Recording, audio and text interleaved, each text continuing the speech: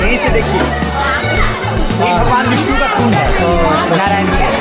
ये पहाड़ से आता है, ये धरती से आता है।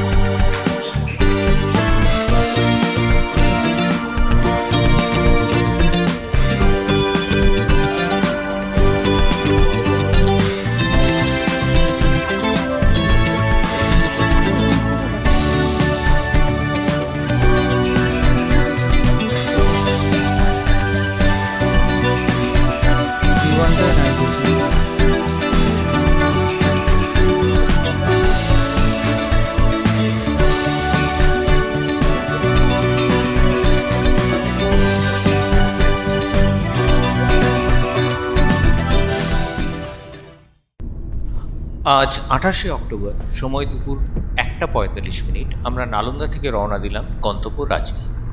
রাজগীরে 3 কিলোমিটার ব্যাসার্ধের মধ্যে রয়েছে নানা ঐতিহাসিক স্থান। আজকের ব্লগে আমরা সেগুলোর বেশিরভাগই ঘুরে দেখব। দেখুন, আমরা এখন নালন্দা জেলার শিলাউ শহরের উপর দিয়ে যাচ্ছি, যা খাজার জন্য বিখ্যাত।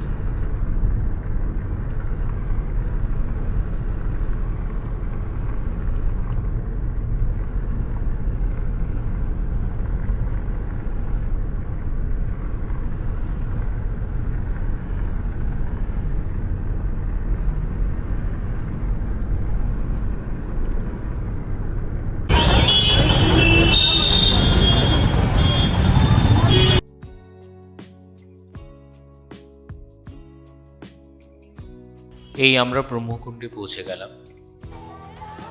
রাজগীরের অন্যতম পবিত্র স্থান হল ব্রহ্মকুণ্ড। এটি একটি প্রাকৃতিক উষ্ণ প্রস্রবণ, যার জল সারা বছরই গরম থাকে।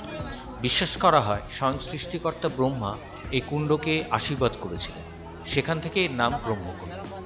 ভক্তরা মনে করেন এই পবিত্র জলে স্নান করলে আত্মা শুদ্ধ হয় এবং বহু রোগের উপশম ঘটে।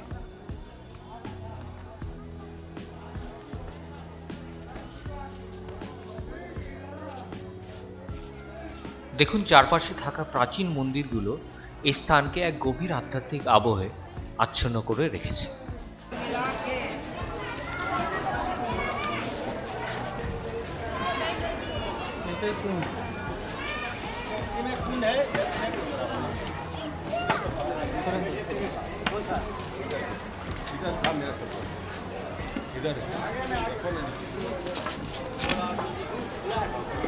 এই দিকেই যেতে হবে।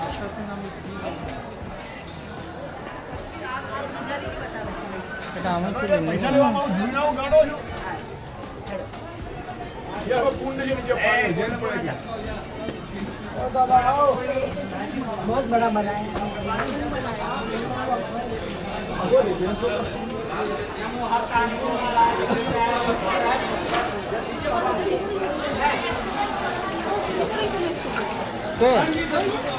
ओ पुरुष आज ही कुंड है गर्म पानी उत्तर पश्चिम बंगाल से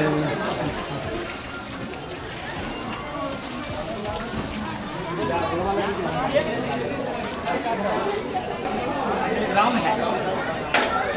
देखिए, यहीं से देखिए, ये भगवान विष्णु का कुंड है, नारायण के। ये पहाड़ से आता है, ये धरती से आता है, दोनों का अलग है। चीजें से जल हाथ में। ব্রহ্মকুণ্ড থেকে বেরোলাম। এবার গন্তব্য হচ্ছে সোনভান্ডার গুহা।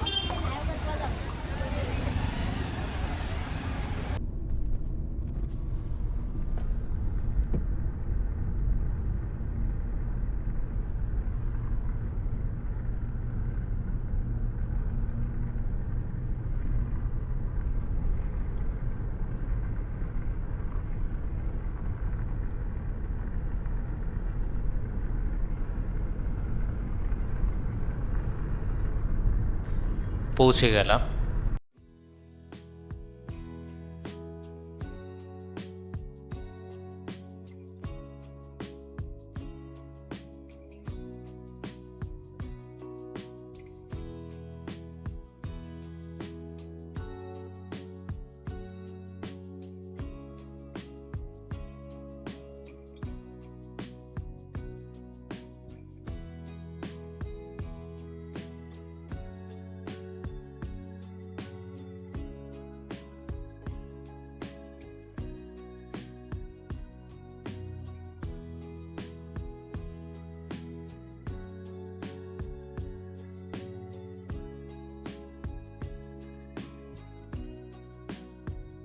রাজগীরের সবচেয়ে রহস্যময় স্থান সোনভান্ডার গুহা।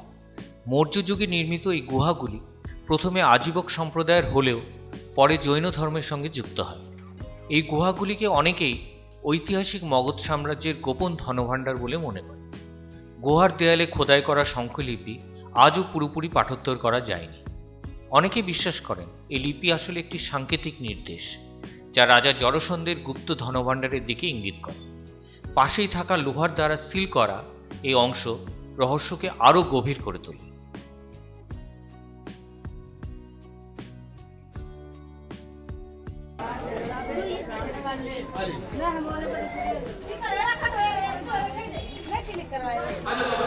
চলুন ভেতরে ঢোকা যাক।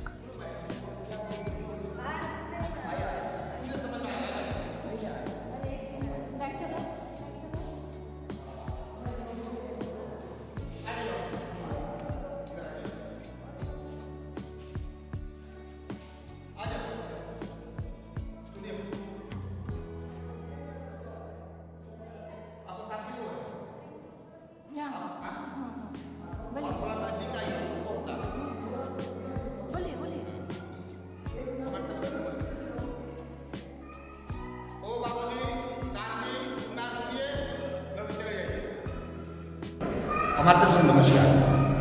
जिस जगह को देखने के लिए आए ना, इसका नाम कहा जाता है सोन भंडार। यही दरवाजा है, এটাই সেই দরজা। ये प्राचीन जमाने से बंद है, 2600 बरस।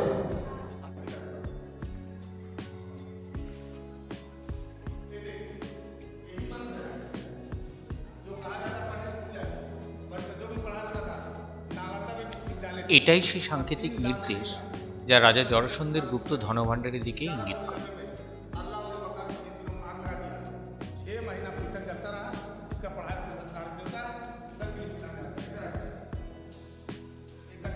এই স্থানে চতুর্মুখ তীর্থঙ্করের মূর্তি ছিল, যা জৈন শিল্পকলার এক অসাধারণ নিদর্শন। যে মূর্তিটি ছিল সেটি এখন আপনারা নালন্দা মিউজিয়ামে গেলে দেখতে পাবেন। এখানে সেই মূর্তিরই একটি ছবি এঁকে রাখা আছে।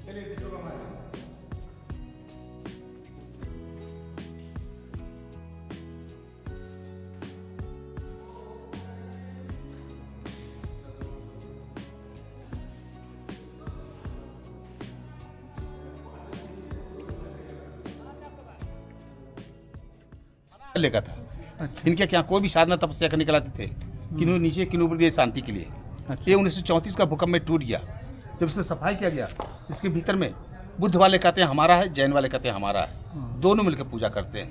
बाद में उसके ऊपर में देख रहे हैं सूर्य की चुनाव देख रहे हैं ना, बाद में भारत सरकार सूची के ले रहा है। एक मंत्र ये भी संख लिपि है, इसका भी पढ़ाई नहीं हुआ। एक यहाँ है, इसका कोडवर्ड क्या है कोई पता नहीं।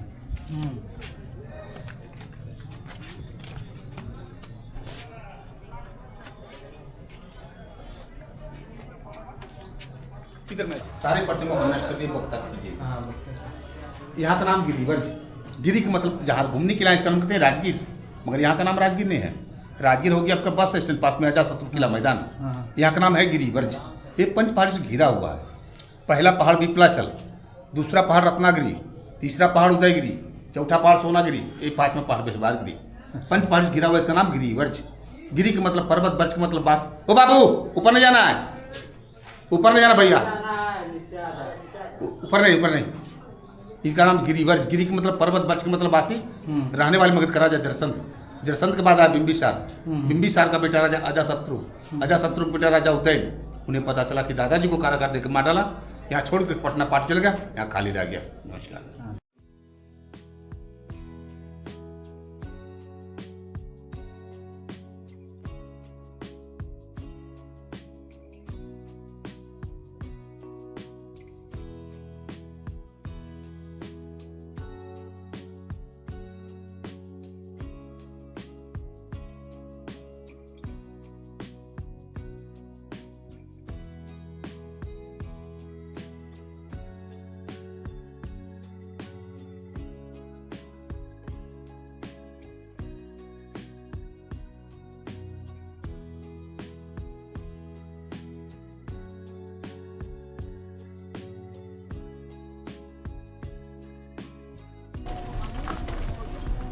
এই সোনভান্ডার থেকেই জরাসন্ধের আখড়া যেতে হয়, তবে নিজেদের গাড়ি অ্যালাউড নয়। লোকাল টোটো ব্যবহার করে যেতে হবে। টোটো রিজার্ভ করতে 100 টাকা খরচ, 5 মিনিট সময় লাগে। রাজগীর থেকে 5টা পাহাড়ের ঘেরা মাঝখানে রণভূমি। এই আখাড়া ছিল 128 কাঠায়, এখন মেন পয়েন্টে ঘেরা করে রেখেছে। উপর চবুতরা যে আছে তো, ওইখানে ভগবান কৃষ্ণের চরণ পড়েছে। ওইখান থেকেই ভীমকে ইশারা করেছিল জরাসন্ধকে বধ করতে। জান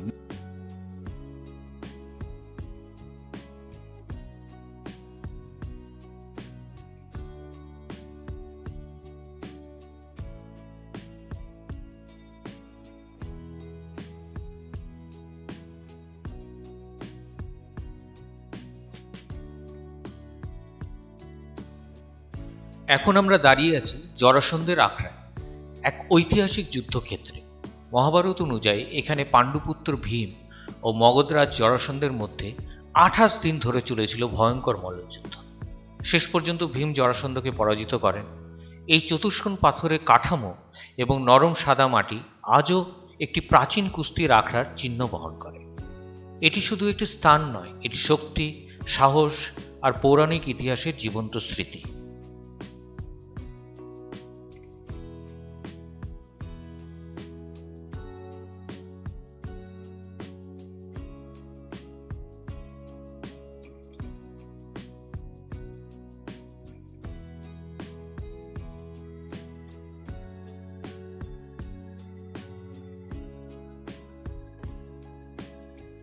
এই ওপর থেকেই শ্রীকৃষ্ণ ভীমকে নির্দেশ দিয়েছিলেন।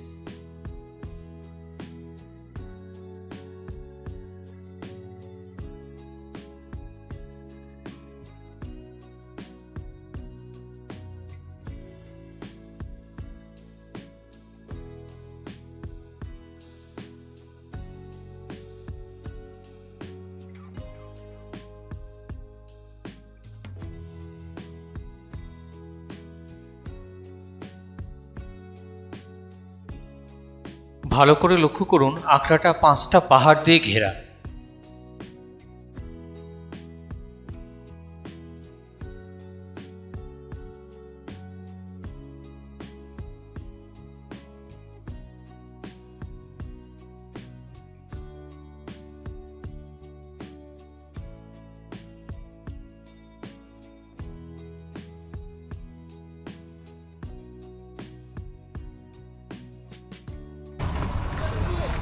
पहले का बिफलाचल, दूसरे का रत्नागिरी, तीसरे का उदयगिरी, चौथे का स्वर्णगिरी और 5वां का बेहवारगिरी।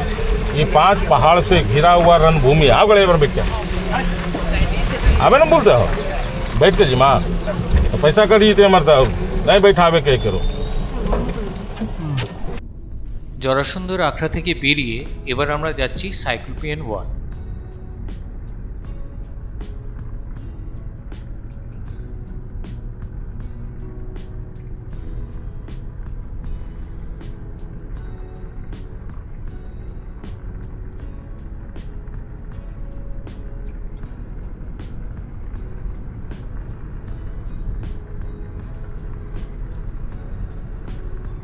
বিহারের রাস্তাঘাট অত্যন্ত ভালো, খানাখন্দ নেই বললেই চলে।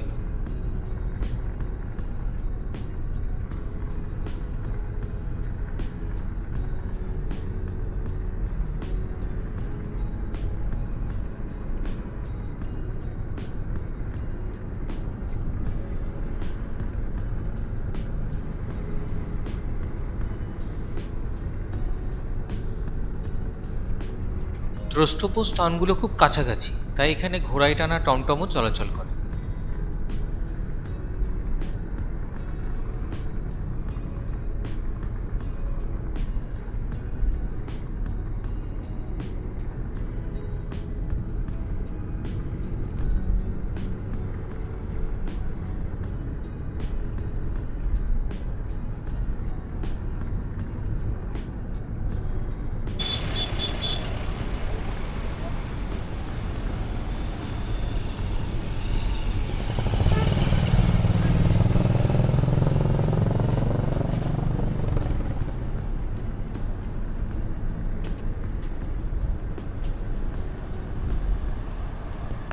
সাইক্লোপিয়ান ওয়ালে পৌঁছে গেলাম।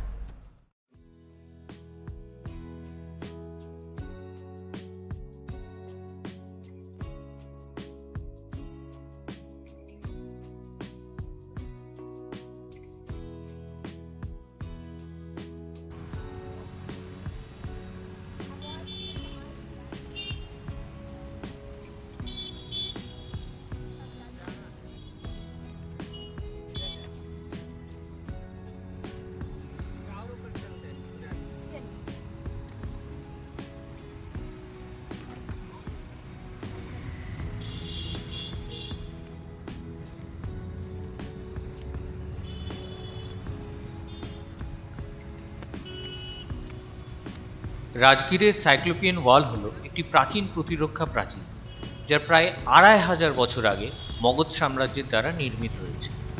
বিশাল এই প্রাচীরটি প্রায় 40 কিলোমিটার জুড়ে বিস্তৃত এবং কোনো ধরনের গাঁথুনি বা সিমেন্ট ব্যবহার না করে বড় বড় পাথর একটির ওপর আরেকটি বসিয়ে তৈরি করা হয়েছে, যা সেই সময়ের অসাধারণ ইঞ্জিনিয়ারিং স্কিলসের পরিচয় দেয়।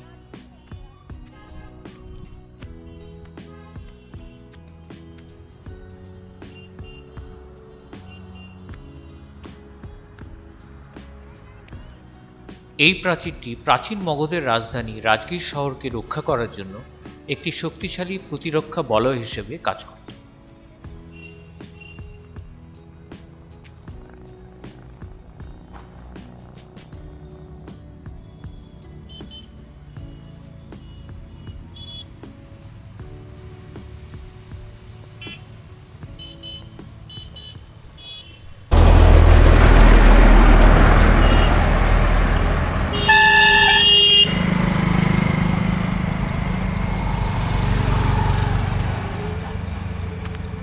এবারে আমরা যাচ্ছি শ্রীকৃষ্ণের রথের চাকার চিহ্ন যেখানে আছে সেখানে।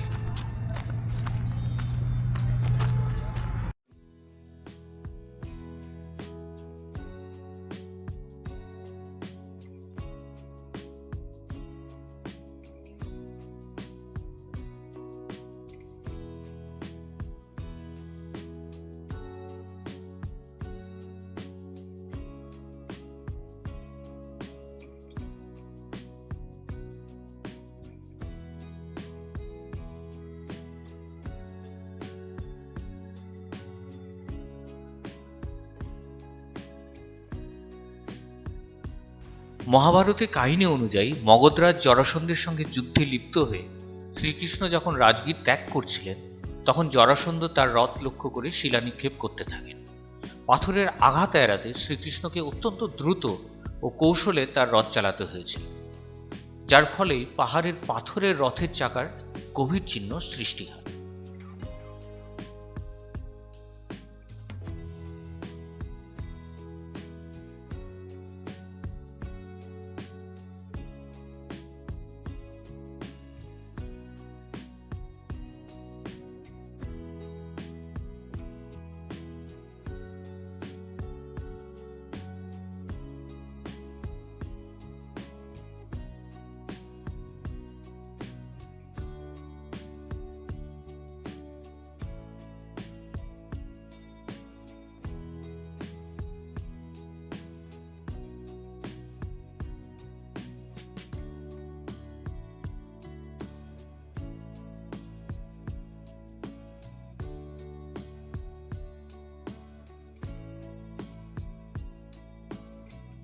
এই সেই চিহ্ন।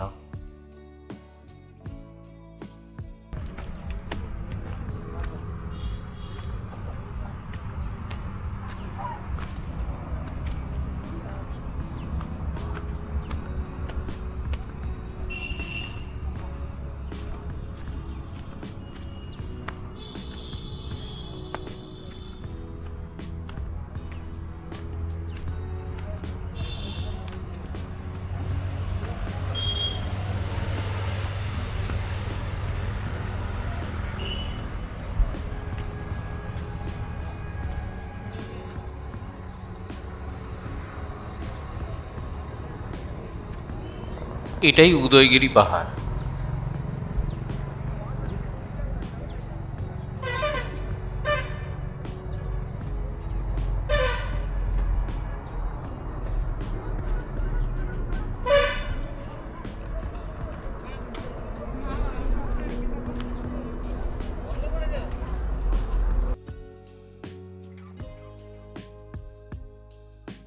কাছেই বিম্বিসার কারাগার, সেটা দেখিনি।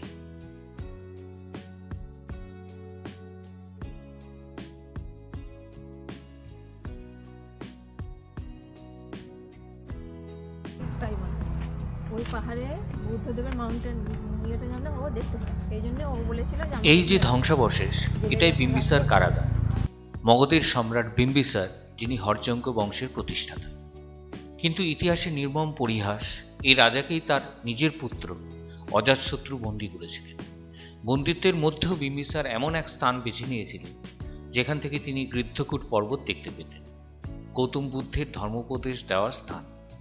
আজও এই কারাগারের ভগ্ন প্রাচীর রাজনীতি, বিশ্বাসঘাতকতা আর এক পিতার নীরব যন্ত্রণার সাক্ষী হয়ে দাঁড়িয়ে আছে।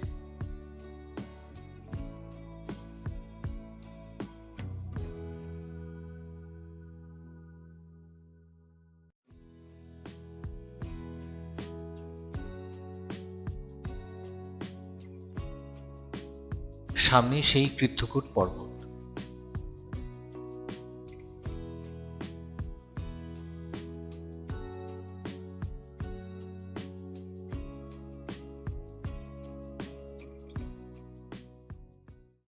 এই যে বাস্তবে দেখো সাইকেলে এবারের আজকের শেষ গন্তব্য অজাতশত্রু দুর্গ।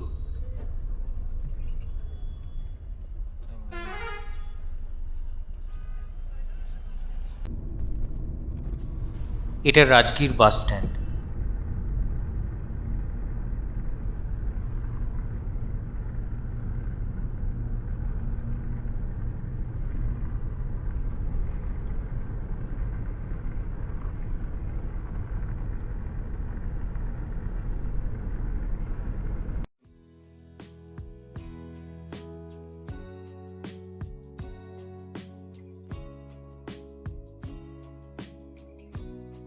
এই দুর্গে পৌঁছে গেলাম।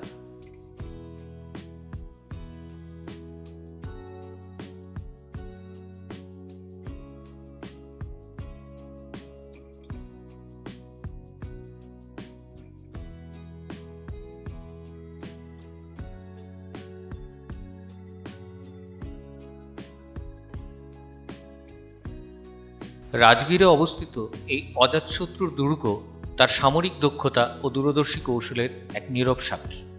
খ্রিস্টপূর্ব ৫ম শতাব্দীতে নির্মিত এই দুর্গটি গড়ে উঠেছিল রাজগীরকে শত্রুদের আক্রমণ থেকে রক্ষা করার উদ্দেশ্যে। পাহাড় ঘেরা প্রাকৃতিক দুর্গের সঙ্গে শক্ত পাথরের প্রাচীর মিলিয়ে এক অভেদ্য প্রতিরক্ষা ব্যবস্থা গড়ে তোলা হয়েছিল।